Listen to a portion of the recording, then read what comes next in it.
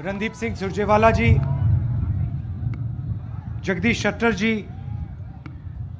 BK Hariprasad जी, माने जी, शिवराम गौड़ा जी, MK हीरामत जी,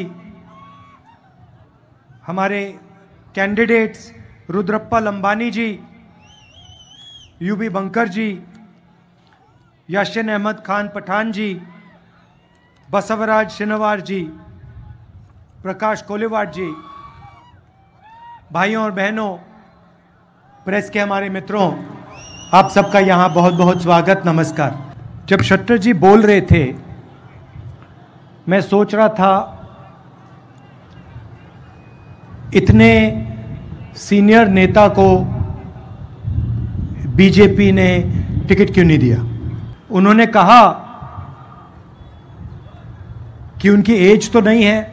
उन्होंने कहा कि कर्नाटक में बीजेपी को उन्होंने खड़ा किया, और जब वो बोल रहे थे मैं सुन रहा था कि भाई क्या कारण है कि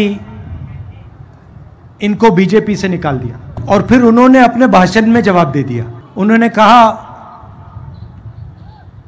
मेरे बारे में कोई टेप नहीं है, मैंने कोई भ्रष्टाचार नहीं किया। क्योंकि इन्होंने भ्रष्टाचार नहीं किया इसलिए इनको टिकट नहीं मिला। सीधी सी बात। मतलब इन्होंने 40% नहीं खाया, 40% नहीं खाया, बीजेपी में नहीं हो सकते, टिकट नहीं मिल सकता, मंत्री नहीं बन सकता। सही बात है ना। कभी कभी बीजेपी की मीटिंग होती है, नरेंद्र मोदी जी भ्रष्टाचार की बात करते हैं और उनके स्टेज पे चारों ओर कर्नाटक के 40% वाले नेता खड़े रहते हैं। मोदी जी कहते थे भ्रष्टाचार से मैं लड़ता हूं, अब जो भ्रष्ट व्यक्ति नहीं है उसको निकाल दिया। मतलब आप भ्रष्टाचार के लिए लड़ते हो। अच्छा, विंगलेश्वर स्वामी गदग जी ने भी कहा, मजेदार बात कही उन्होंने कि बीजेपी ने मुझे डिस्काउंट दिया। मतलब 40% नहीं लिए, सिर्फ 30% लिए, वो भी मठ से। मतलब एक तरफ धर्म की बात करते हैं और फिर दूसरी तरफ मठ को डिस्काउंट देते हैं। 40% नहीं लिए, 30% ले लिए, बाकी कर्नाटक से 40%। कुछ भी काम करवाना हो, छोटा से छोटा या बड़ा से बड़ा, 40% लगेगा। कॉन्ट्रैक्टर एसोसिएशन नरेंद्र मोदी जी को चिट्ठी लिखता है, कहता है प्रधानमंत्री जी, कर्नाटक में बीजेपी की सरकार 40% कमीशन लेती है। आज तक चिट्ठी रिसीव ही नहीं की। जवाब छोड़ो, रिसीव ही नहीं की।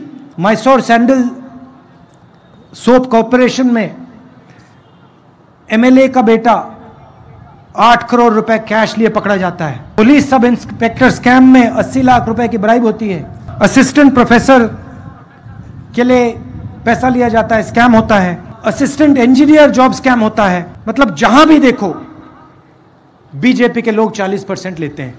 इन्होंने सरकार बनाई, पिछली सरकार, ये भी इनकी नहीं थी, ये भी चोरी की सरकार थी। मतलब वोट किसी और को दिया, पैसा देके खरीद लिया, सरकार बना दी। अच्छा, इनका एमएलए कहता है, बीजेपी का एमएलए कहता है कि 2500 करोड़ रुपए में बीजेपी का सीएम पोस्ट खरीदा जा सकता है। मतलब आपके भविष्य की कीमत बीजेपी के मुताबिक 2500 करोड़ रुपए। इनको ये 40 नंबर अच्छा लगता है, इस बार 40 सीटें दे देना इनको। और बात करेंगे बसवराज जी की, उनकी मूर्ति के सामने जाके हाथ जोड़ेंगे और पूरे देश में नफरत फैलाएंगे। एक धर्म को दूसरे धर्म से लड़ाएंगे, एक जात को दूसरी जात से लड़ाएंगे। और जो बसवराज जी ने पूरी जिंदगी किया उसके खिलाफ काम करेंगे। 2-3 बड़े उद्योगपतियों की पूरी मदद करेंगे। और किसान, मजदूर, छोटे दुकानदार चिल्लाते रहें, रोते रहें, इनको कोई फर्क नहीं पड़ता। इन्होंने आपसे 40% पैसा लिया। पिछले 5 साल इन्होंने हर कॉन्ट्रैक्ट में आपसे 40% लिया। अब हम आपके लिए कुछ करना चाहते हैं। शुरुआत में ही हम 4 वायदे करना चाहते हैं और पहले दिन, पहली कैबिनेट मीटिंग में हम ये वायदे पूरे करने जा रहे हैं। मैं आपको बता रहा हूं, 2 दिन नहीं लगेंगे, पहले दिन, पहली मीटिंग में ये 4 काम होंगे। 5 साल आपसे 40% चोरी हुई, इसीलिए पहले दिन ये 4 वायदे पूरे होंगे। इन वायदों से अदानी जी का, अंबानी जी का फायदा नहीं होगा। हम अदानी जी को मुफ्त में एयरपोर्ट नहीं दे रहे हैं, पोर्ट नहीं दे रहे हैं, पावर प्लांट नहीं दे रहे हैं। हम कर्नाटक के गरीब कमजोर लोगों से 4 वायदे कर रहे हैं। पहला वायदा गृह लक्ष्मी 2000 रुपए हर महीने हर महिला को। दूसरा वायदा गृह ज्योति 200 यूनिट बिजली मुफ्त में हर महीने। तीसरा वायदा अन्न भाग्य 10 किलो चावल हर परिवार के मेंबर को। और चौथा और सबसे जरूरी वायदा 3000 रुपए हर महीने हर ग्रेजुएट को और 1500 रुपए हर महीने हर डिप्लोमा होल्डर को। और यह शुरुआत होगी, पहले दिन होगा यह काम। उन्होंने 40% लिया, हम ये 4 वायदे आपको देंगे। एक और बात, प्रधानमंत्री जी ने ओबीसी की बात की, तो ओबीसी की बात करते हैं। अगर हमें देश में सबको भागीदारी देनी है, सबको शामिल करना है, तो हमें पता लगाना पड़ेगा किसकी आबादी कितनी है। जैसे कभी आपके पैर में चोट लगे तो आप डॉक्टर के पास जाते हो और एक्सरे कराते हो। एक्सरे से पता लग जाता है कि प्रॉब्लम क्या है। जब यूपीए की सरकार थी, हमने कास्ट सेंसस करवाया था।